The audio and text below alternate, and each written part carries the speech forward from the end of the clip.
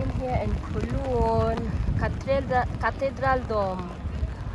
Di lang maganda yung panahon kasi umuulan. Yan. Sayang.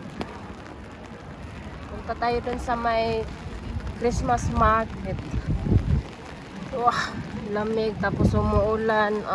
Hindi maganda yung panahon.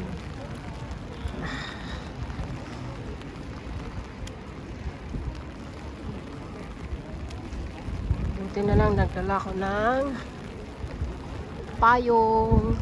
Wow, God. Hindi magandang panahon. Ngayon, bukas din, ulan din bukas. Sayang.